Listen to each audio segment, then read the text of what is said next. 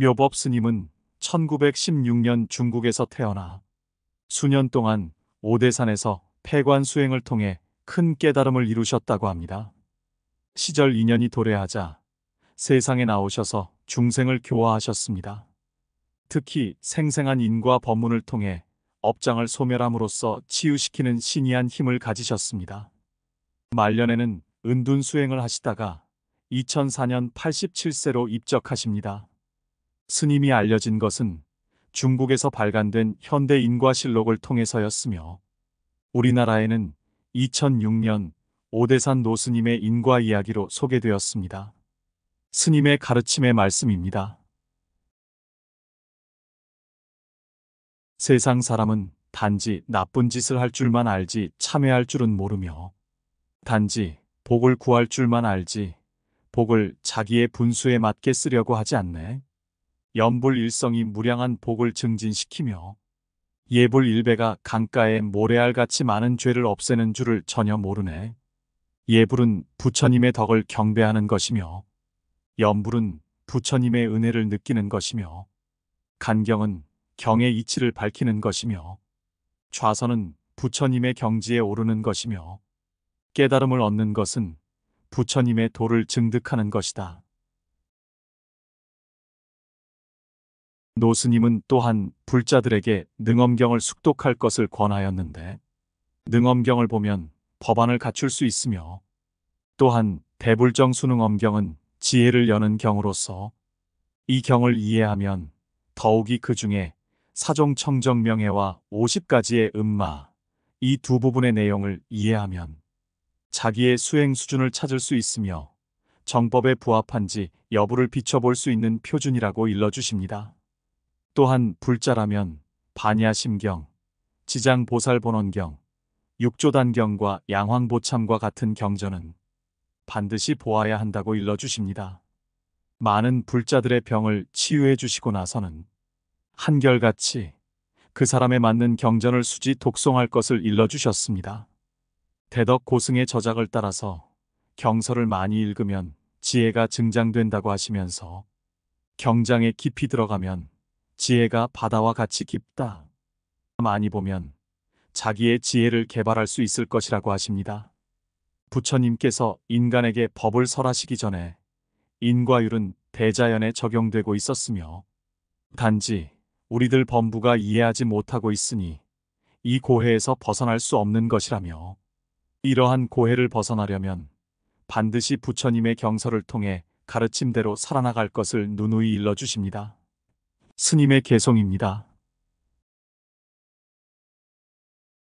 눈 밝은 스님은 찾기 어려우나 경 속에서는 찾을 수 있네. 이 몸을 금생에 제도하지 못하면 어느 생에 이 몸을 제도할까? 제가 불자로서 4가지 중계를 엄히 지키고 육도만행을 몸소 행하니 자비희사는 보살이며 모든 행에 머금이 없음이 선이네. 청정한 아미타불이 마음 가운데 앉았으니 희로애락이 모두 범음이네. 중생을 널리 교화하면 백의를 입은 것이며 자기도 제도하고 남도 제도하면 불신을 증득하리라.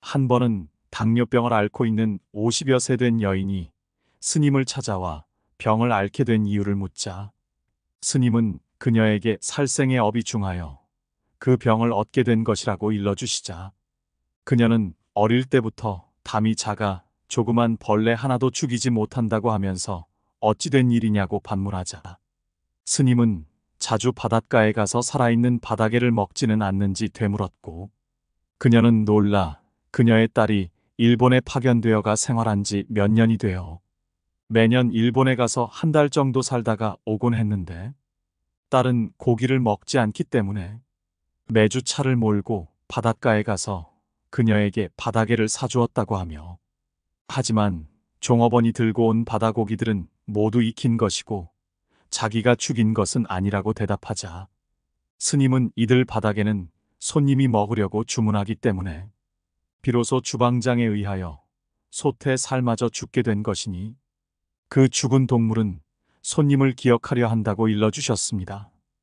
그녀가 여전히 마음속에 의혹을 가지고 있음을 알아채신 스님은 어떤 사람이 많은 생명을 죽였고 심지어 살생하는 일에 종사하고 있어도 그는 현재 여전히 건강하며, 어떤 사람은 단지 한 번 어떤 동물을 죽이고 한 번 고기를 먹었을 뿐인데도 병에 걸리게 되는 경우가 있는데, 이는 개개인이 전생과 금생에서 누적된 업력과 복보가 다르기 때문이라고 하시며, 마치 어떤 사람은 매일 한 병의 술을 마셔도 단기간 내에 그는 아무런 병에 걸리지 않는 반면, 어떤 사람은 한 잔의 백주도 마시지 못하며 마시면 곧 취하는 것처럼, 이는 각자의 주량이 다르기 때문이라고 비유로 설명해 주십니다. 그래서 좋지 않은 기호가 사람에게 초래하는 해로움은 단지 빠르고 늦을 뿐이라며, 입과 배의 욕망을 채우기 위해 함부로 동물을 잡아 기름솥에 넣는 등 온갖 방법으로 요리하여, 이런 비린내 나는 맛있는 요리가 비록 개걸스러운 식욕을 채우게 하지만 한편으로는 원한의 화근을 초래하는 것이라며, 병은 입으로부터 들어오는 것이라는 말씀을 해주십니다. 병에 대한 스님의 말씀입니다. 병에 걸리지 않으려면 마음을 청정하게 해야 하네. 모든 유정의 중생은 자기 생명을 아끼니 그 삶을 보호해 주어야 하네. 무슨 고기를 먹어 보신한다는 생각은 잘못된 것. 남을 해쳐 자기를 이롭게 하는 것은 단지 일시적으로는 즐겁지만 마침내는 결국 자기를 해치는 것과 같아 이후 배로 갚아야 하네. 부처님을 믿고 채식하는 것은 병을 치료하기 위함일 뿐 아니라 더욱 우주 인생의 대진리를 이해하고 실천하기 위함이라고 설해 주십니다. 또한 불교를 배우는 사람은 대중과 화순할 줄 알아야 한다며, 이것은 바로 다른 사람의 습관, 선택, 신앙을 존중할 줄 아는 것이며 심지어 자기 자녀에게도 강요할 수 없는 것이라고 일러주십니다. 사람들은 자식들이 불교를 믿고 채식을 하는 것이 그들을 위해서도 좋다고 생각하지만 그것도 기회를 보아 가르침을 주어야 하며 급하게 이루려고 해서는 안 된다고 말씀하십니다. 그렇지 않으면 결과는 바라는 바와는 정반대로 되어 그들이 불교에 대하여 모순과 오해를 불러일으키게 될 가능성이 있다고 합니다. 다른 사람을 제도하는 데는 시기와 방법을 중시해야 하며 말로 가르치는 것 외에 몸소 실천하며 가르치는 것이 중요하다는 지혜로운 말씀을 일러주십니다. 많은 제가 불자들을 불법으로 이끈 스님의 일화 중 하나를 더 소개하자면, 대만 대학교 교수로 있는 교수 부부가 오대산에 와서 노스님을 찾아온 적이 있었습니다. 평소에 어릴 때부터 눈병으로 고생하던 여교수는 스님에게 그 이유가 궁금해 여쭈자 스님은 그들의 과거 금산사의 수몰 인연을 얘기해 주십니다.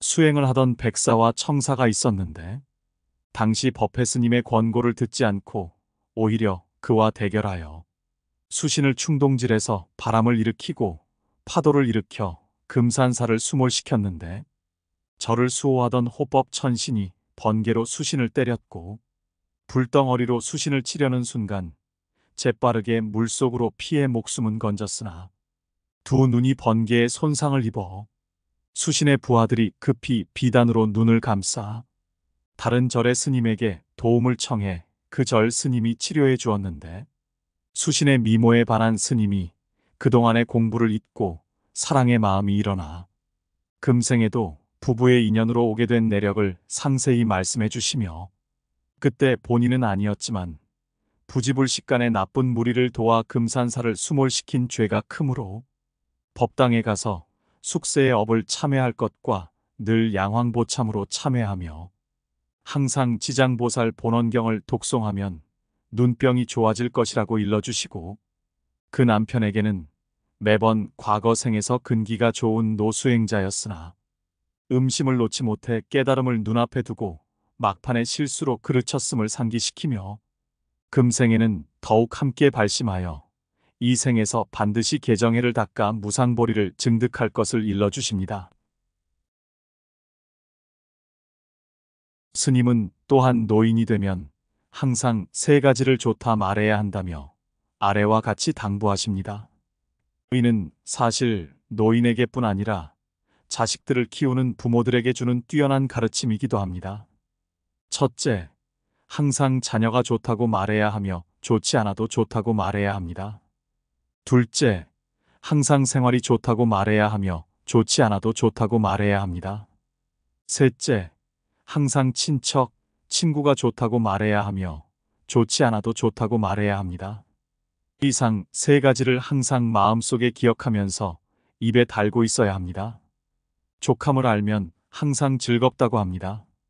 자녀 또는 친척, 친구, 이웃을 막론하고 설령 이전에 잘 지내던 사람이 마음에 들지 않더라도 당신은 언제나 그들의 나쁜 점을 숨기고 좋은 것을 드러내며 덕으로 원수를 갚으면 오래 지나지 않아 그들도 뉘우치게 되고 바뀌게 될 것입니다. 항상 세 가지 좋다를 말하면 반드시 모두의 존중과 추대를 받게 될 것이며 당신의 생활은 갈수록 좋아지게 될 것입니다. 반대로 만약 다른 사람이 자기를 존중하지 않을까 걱정하여 곳곳에서 거드름을 피우고 다른 사람의 그릇된 점을 들추어내면 일은 자기가 원하는 것과는 반대로 됩니다. 자녀, 친척, 친구들과 틈이 벌어지게 되고 생활도 끊임없이 마찰을 빚게 되면서 사람마다 원망하는 마음이 가득 차게 될 것입니다. 이것이 바로 경계는 마음을 따라 바뀐다는 이치입니다. 당신의 마음이 바뀌면 당신 집의 분위기, 환경도 바뀔 것이며 나쁜 기운이 화하여 상서로운 기운으로 번뇌는 보리로 바뀌게 될 것입니다. 만법은 오직 마음이 만드는 것입니다. 한가할 때는 경전을 많이 읽고 자기의 지혜를 증장시켜야 합니다. 평소 밖으로 나갈 때, 산책을 하거나 차를 운전할 때 쓸데없는 말은 적게 하고 불보살님의 명호를 항상 마음속에서 올라오도록 이근을 충만시켜야 할 것입니다. 성불을 하려면 먼저 올바른 사람이 되는 것을 배워야 합니다. 부처님께서는 모든 중생에게 자비희사하시며 대각자이시며 무상의 지혜와 신통을 갖추고 계신 분입니다. 그러나 그분은 제자에게 화를 내어 질책하지 않습니다. 부처님이 설하는 법은 당신으로 하여금 이치를 밝히게 하는 것입니다. 단지 청정심을 가지기만 하면 부처님의 가피를 얻을 수 있기 때문입니다. 만약 제물로서 사원에 보시하면 사원은 금을 쌓고 은을 쌓는 궁전과 같아서 수행자의 청정한 범행을 오염시킬 것입니다.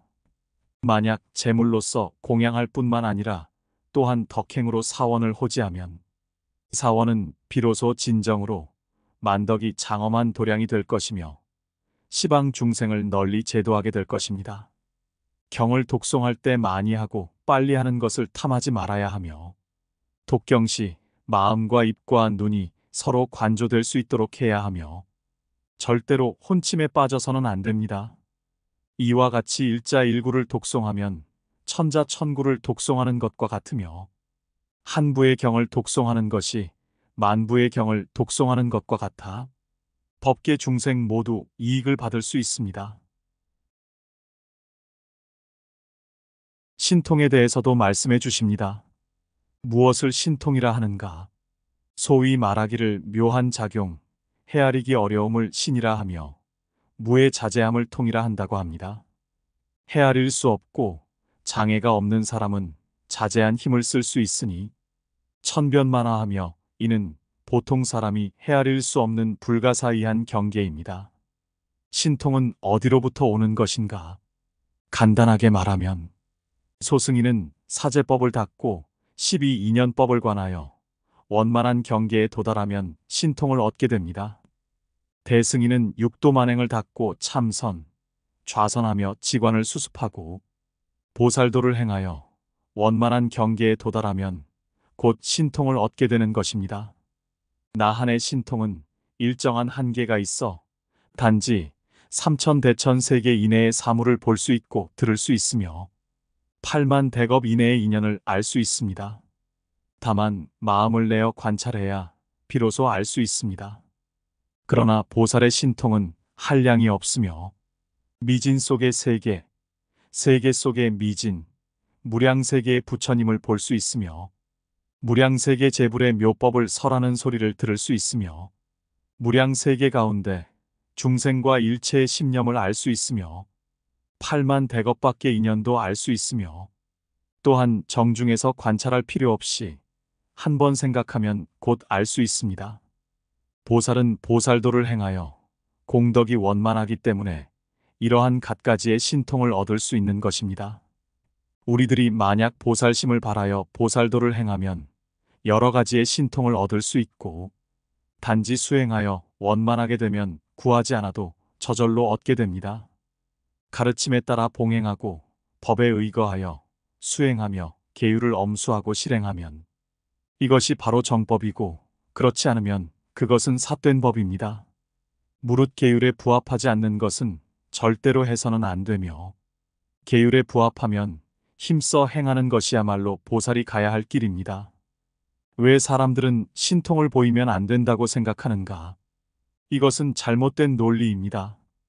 신통을 비판하는 자는 다른 속셈이 있는 것입니다.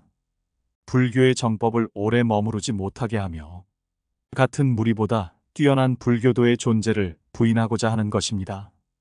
최근 지혜가 없는 몇몇 불교도는 도처에서 말법 시대에는 신통을 드러내면 안 되며 신통의 가능성조차 없다고 하는데 왜 그런 선전을 하는가?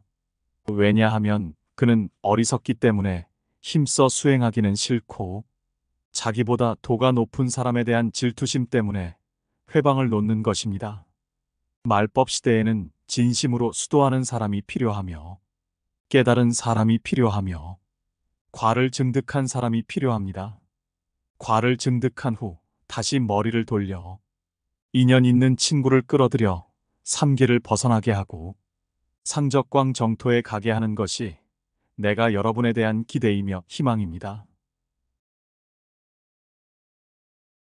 이처럼 도를 크게 깨달으신 뒤 시절 인연에 따라 수많은 불자들을 만나 그들의 마음과 몸의 병을 치료해 주시며 부처님의 바른 법으로 이끌어 주셨던 묘법 스님은 우리 곁에 가까이 오셨던 큰 선지식이자 불보살님의 화신으로 오래도록 기억될 것입니다.